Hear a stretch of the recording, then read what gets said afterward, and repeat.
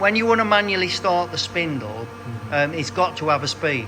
So you start the spindle with these buttons here, S1 and S2 and S3, and you can start those spindles manually, but they won't start unless they've got a speed.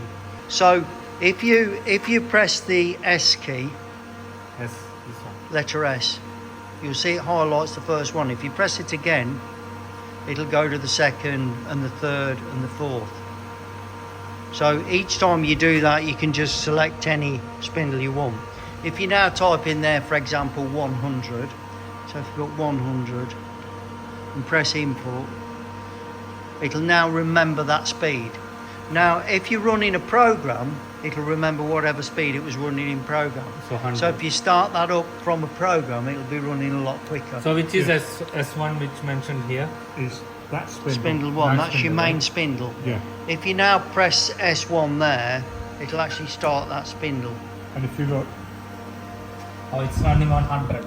yeah. Yeah, just 100 RPM. Yeah, okay. So even if you put it on... And if you now press the S key again and cursor down to 2, if you type in 100 there, input. If you now press spindle 2, there, yeah, you pressed it. No, not that, that's the index, yeah. That's spinning now at 100 RPM. So that's starting up spindle 2. If you do it with, if you stop that now,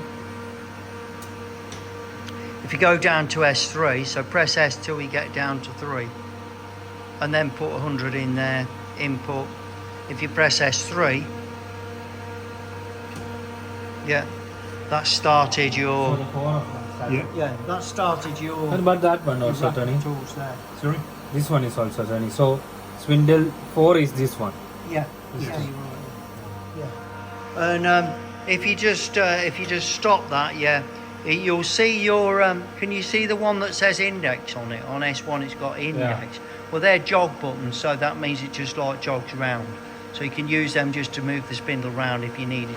So looking at that panel there, your index buttons are your jog buttons.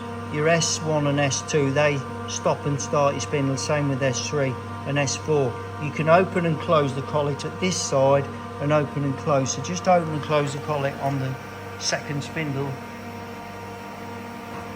Yeah, open and close. That's just open and closing that collet, and that will unopen and close the collet on this end. Okay, so more or less everything you've got 2 of.